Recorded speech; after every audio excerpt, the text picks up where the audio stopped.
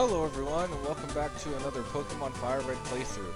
So last time we got a Zapdos, we leveled up our Magnemite some, and then we came back to Cinnabar Island. We're going to go into the Poké Mansion and get the key we need to lock the gym and level up Magnemite some. So I do like the theme of this and the power plant. I didn't say it when we were in there, but I do like the themes, they're nice. So we got Magneton.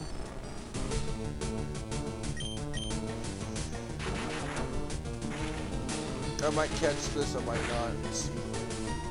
Yeah, it kills it. And we're just going to be attacking anything that we come across with Magneton because we need to just...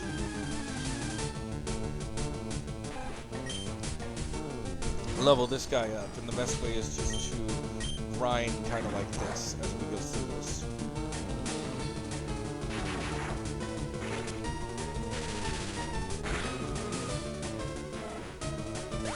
Glad. I don't think there's going to be too much high levels, so we're going to go this way.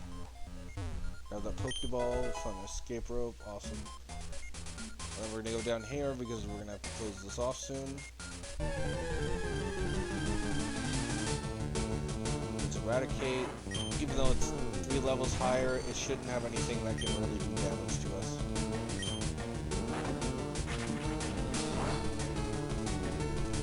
Yeah, because I thought Hyper Fang and Super Fang were really like they're good, but they only do half health each time, I think. So while it's good, it's not game breaking. If like Super Fang like took half the health and then another half health every time, and it was just doing that, it'd be better.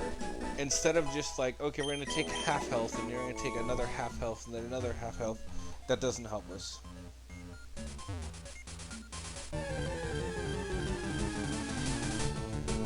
But yeah, we're almost there, guys. This will be before the next gym battle.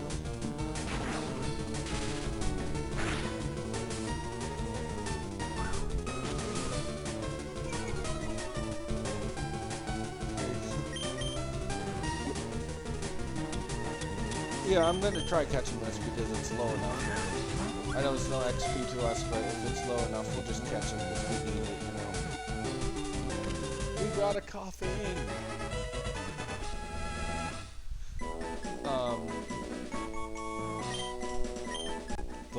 Yeah, so...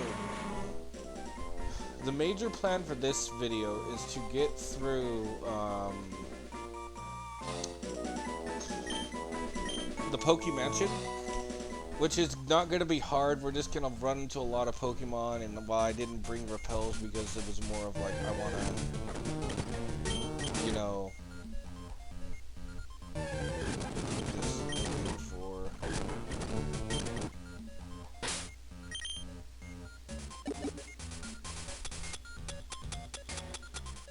I think okay, where is it at? There we go. So, I didn't bring repels, but now I'm going to go grab some, because I was thinking, oh yeah, we can level up our Magnemite, but I really just am getting annoyed of running to Pokemon left and right. So we'll buy some maximum repels, we'll use them. I don't think we'll need more than 11 to get through this area.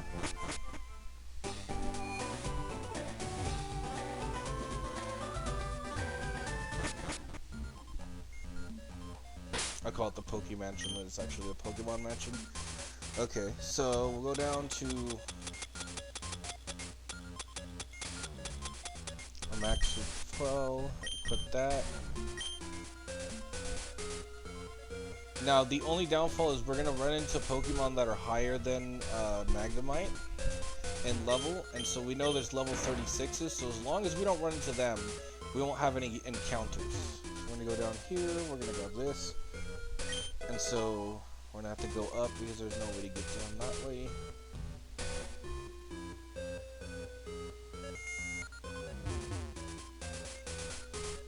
Yeah, I was just checking because I know it opened. C would make this place so much simpler if I could just do that, but no.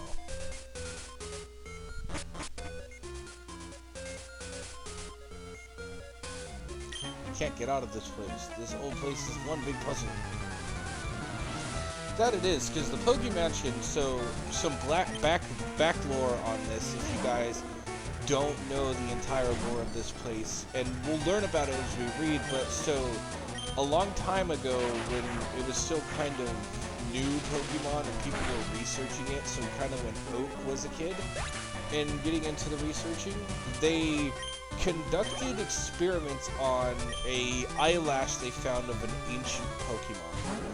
And while they were conducting experiments, they were trying to extract DNA from the Pokemon to recreate it. So they were kind of doing what they're doing with the fossil Pokemon, but in a more roundabout way, because the ones who were doing it were not any scientists really that were trying to better mankind. There was not really any scientists trying to better mankind. It was just a bunch of scientists working for Team Rocket who did this. And so they finally found out what the name of that Pokemon was, the ancient Pokemon, and they found out it was Mew. And this was a breakthrough because until then, everyone knew there was 149 Pokemon, right? So everyone knew there were 3 legendaries at this time, Articuno, Zapdos, and Moltres. And then every other Pokemon was not a legendary, that we can call certain Pokemon like Dragonite pseudo-legendaries. And as such, they kind of,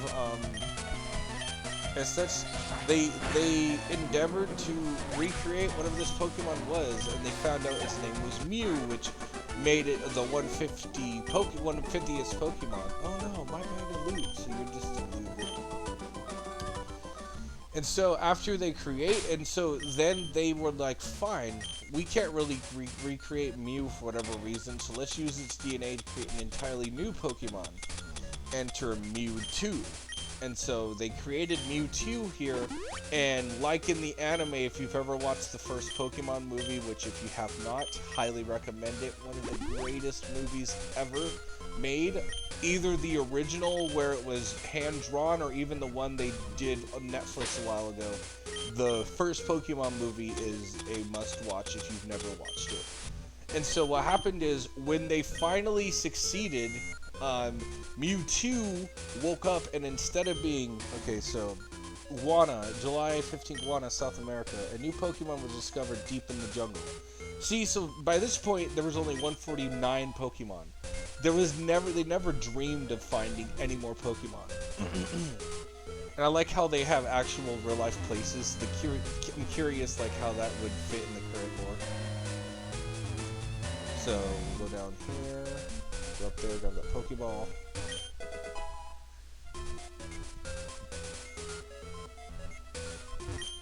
July 10th, we christened the newly discovered Pokemon Mew. So as you can see, they found a new Pokemon in the jungles of South America, naming it Mew. I'm gonna battle this guy. This place is like huge. Why did me talking to you trigger him?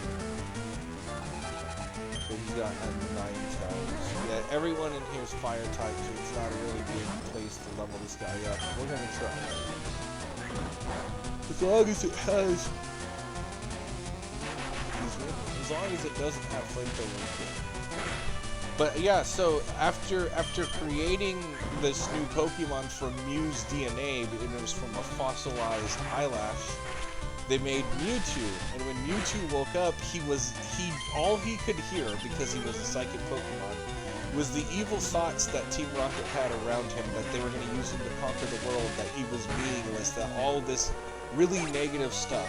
And so, on his birthday, as you'll see in the first movie, he kills everyone in the room that birthed him.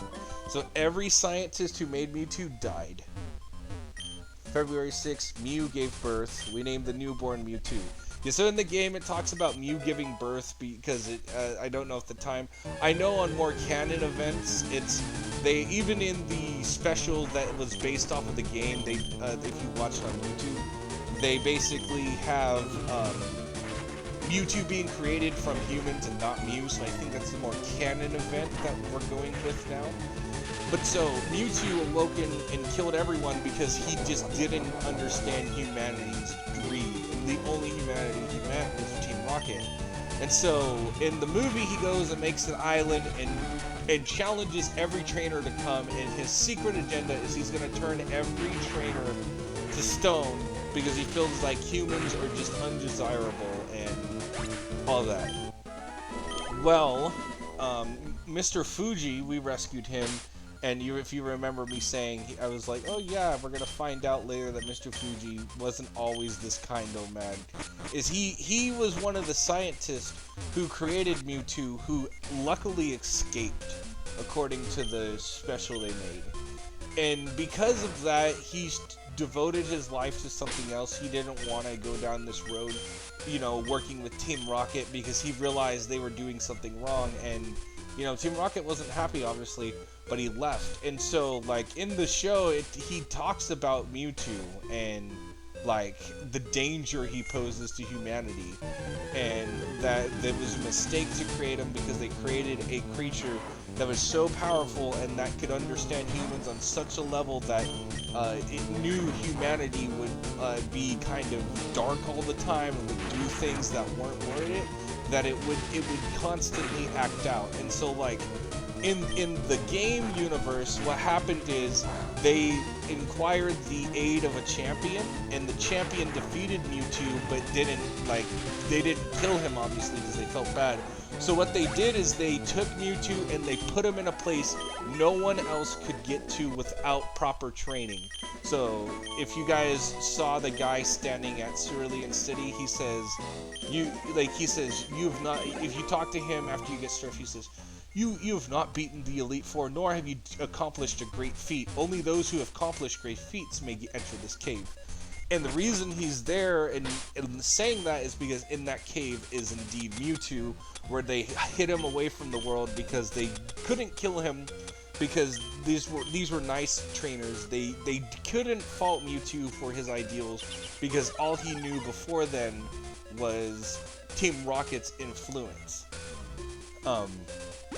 As such, no one wanted to kill him because how can you fault a creature for being made and then killing it because it, you know, doesn't like humanity? And so in the show, Red meets it and beats Mewtwo and catches it. And then after catching Mewtwo, like in the show, Oak goes, Mewtwo? Does that mean there's a Mew 1? And then at the end of it goes, wait, are you telling me there's more than 150 Pokemon? And then it goes, and then it ends with, oh yeah, there is. And so that's kind of what sparked the possibility of Johto. Because Mew was a special drop they did back in the day that kind of hinted to players, yeah, what you just played is not the end of Pokemon. We are going to be introducing a new region. And so that is why, is one reason why Mew is so near and dear to my heart, because it is the one that allowed for the Hoenn region and Unova regions to come to fruition and all the other regions. But yeah, and the story is just so good because you gotta remember, a lot of these games back in the day were marketed towards kids, you know? And so when you think about it, this kid game kind of was brilliant in giving a lore of something darker underneath and trying to warn kids, like, the means to an end is not a good way to do something, you know? You shouldn't, like, do, oh, well, I'm gonna do this because it's a means to an end kind of way. And so it was I think it really helped connect with kids because kids could understand that that it was wrong to do something like that. And so, like, to this day, Japan's ability to tell a story amazes me. Like, as a fan of One Piece, I know it's like, I love that. Who will you push the Switch? Who wouldn't? My mentor once lived here. And so I'm assuming his mentor was a lead scientist of, it's either Mr. Fuji or the lead scientist who Mewtwo killed. And we can easily use Sonic Boom because of this. Yeah, we're Steel type. Okay, something I think they did away with. This makes no sense, okay? This is an electric type. You shouldn't be paralyzed. You shouldn't be paralyzed because your entire shtick is, I feed off of electricity. Anyways, but yeah, like, Japan amazes me with their ability to tell stories because America does that sometimes. I won't lie, there's certain movies and shows that America does that just blows my mind. Crap. Okay, then who can we throw out is the question. Throw out, yeah, Hitmonchan. He'll lead us to it. But like some of America's like stories that speak to me and that show America's like ability to actually storytell are things like King Kong, The Godfather, Goodfellas, The Notebook. Yes, I said The Notebook.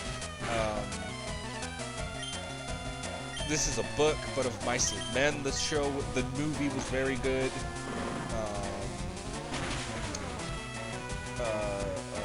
Good Will Hunting.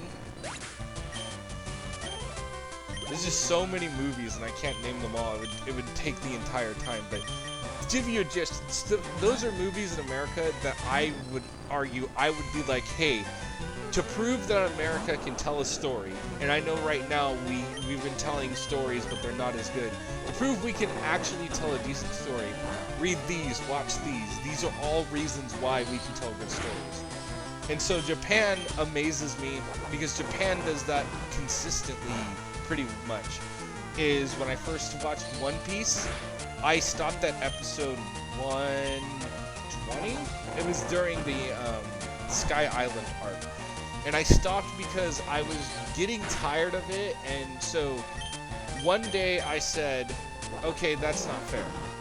It's a long show, yes, but I watched Naruto all the way through. I've watched Dragon Ball all the way through. Just because it's longer than those, why can't I give One Piece a chance? And I did. And Oda, even though it's a long show with people say filler, I can point out filler arcs, but a lot of them are not filler. Like, you would be shocked how many callbacks to characters in a filler episode with quotation marks there is. Because, example, they think there's this character named Gaimon, and he lives on an island, and he's trapped in a treasure chest, and it's like a one-shot episode where the crew meets him, and then they go away, right, and leave him to his own devices. As such, you know, you would say, okay, that character was that was a filler character. No, they visit him when they learn their new bounties. Oh, I did not mean to go down this one. It's the other. Oh no, it was that one. So they meet him when you see him again when they talk about the new bounties the crew have. Like, was it that one? Yeah, I went down the wrong one. Did I not? Yeah, I did. Okay. We know it's this one. You know, trial and error. Who are you? There shouldn't be anyone here.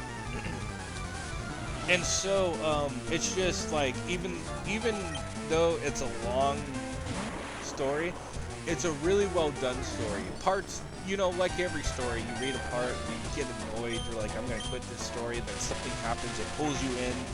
Stuff like that. One Piece does a good job at that. And it's not just One Piece. That time I got reincarnated as a slime, as an isekai, I'd highly recommend. Clinad is a sad anime, but it does a decent job telling a story. Soul Eater is really good. But like stuff like that, all great stories that are modern and that anyone can get behind, and there's some truth to them. And so Japan just amazes me because while America can tell a story, the Americans lately, I feel like, are more focused on telling stories that have been done or remaking movies, which is not necessarily a bad thing. I don't think it's a bad thing if they interplay it with new stories. But when they do it constantly for years like they've been doing, that's when it becomes a bad thing. So like example, let's say there's a news story that someone makes in Hollywood about Mr. Hyde, right? I'm sure you guys know the story of Dr. Jekyll and Mr. Hyde, and they make a movie off it to retell the story in the way they do it, like they did Hansel and Gretel Witch Hunters and stuff. That's all fine and dandy. There's nothing wrong with that. That's retelling a fable that we all knew as a kid and trying to introduce it to new audiences. But then do an original story. Don't just keep going back to fables and things like that. Be sure to do an original story. And so that's like, while I love not my country, and while I might be I might criticize it about that, it's just because I know we can do better, because the 30s, 50s, the 30s to the 80s showed us we could do better, right? So the 30s to the 80s was like 50 years of just movies that had never been done before and trial and error and testing what we could do. And then the 1990s started seeing more of what we see today with tidbits, but they also did different stuff. I mean, Jurassic Park, The Lost World, those two. Lord of the Rings came out in the 2000s. So we could also do things and tell, those were telling stories already known, but we could make original ideas kind of too during that time. Like, I'm trying to think. I know there's original stories from the night. I'm guessing Goodfellas was from the 1990s. Was that released then? Whatever. But anywho, so we failed to curb it. Yep. So yeah, Mewtwo was born. We failed to curb its vicious tendencies. So as you can see, like I said, stuff like that. But it's just like, that's why, like, I love America, I love my country, but there are times when I think we could be doing better movies and more original. Not to say I don't love what Disney's doing with Marvel, but there are times when, as a Marvel fan, me and my sister have many debates about this, is that they take things from the comics, and then they don't do things that happen in the comics that would cover what their plot hole. So, like, example, Thanos, in my opinion, got introduced way too early. They didn't introduce any other villains that were, that could take the spotlight and kind of start the Avengers. Because the Avengers didn't start because of Thanos. Like, this was a thing that S.H.I.E.L.D. thought of for years, and it came to fruition when a major threat happened. So, like, people they could have used in place of Thanos: Doctor Doom, Taskmaster, Mephisto, if they want to do extra-dimensional demons. And they could have done a lot of stuff like that and still had the Avengers, but they didn't. And the way they did it was very clever. I forget who made the first Avengers in 2012, but they did a great job. Like, in my opinion, they were able to make the Avengers work for what they wanted it to work as. So props to that person. This place is ideal for a lab. Look at all the space. But then, afterwards, they just started doing things like introducing Ant-Man and introducing him as Scott Lang was clever. I'll give that to Disney and the creators of Ant-Man. Because if they introduced him as Hank Pym, everyone who's a comic book fan would go, whoa, whoa, whoa, whoa, you can't do that. Hank Pym is the original Ant-Man. He was one of the first Avengers. He's one of the people who started the Avengers and all that. And so when they didn't do Ant-Man as Hank Pym, but as Hank Pym being a mentor to Scott Lang, I thought that was clever. But at the same time, as I just said, as a fan, the Avengers start out as this. So they got most of the Avengers right. Black Widow, Hawkeye, Hulk, Captain America, Iron Man, and Thor.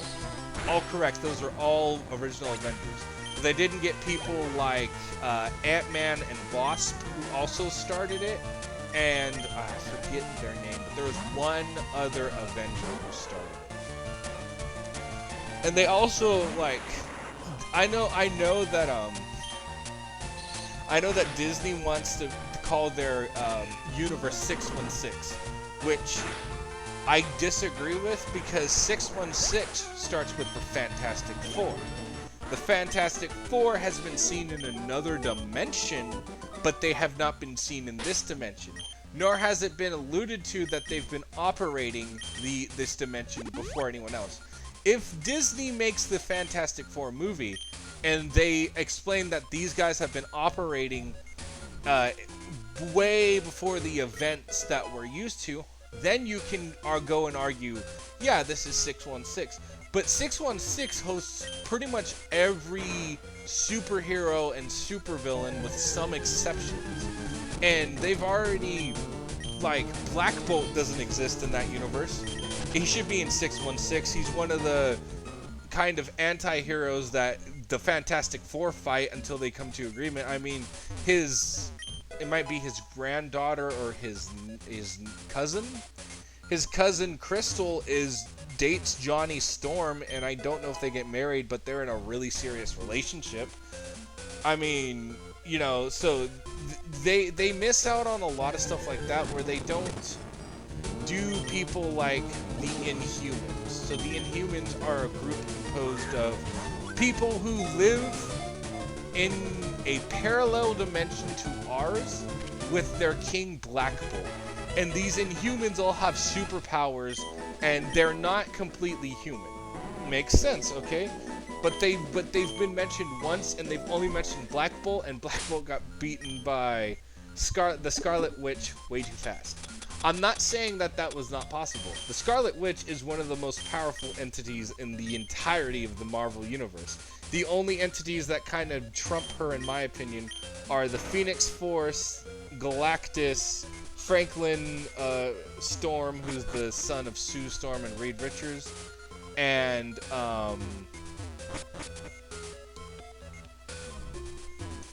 Phoenix, Galactus, Franklin Storm, and any of the Celestials can rival the Scarlet Witch, because the Scarlet Witch gets her ability in the comics from an elder god of chaos.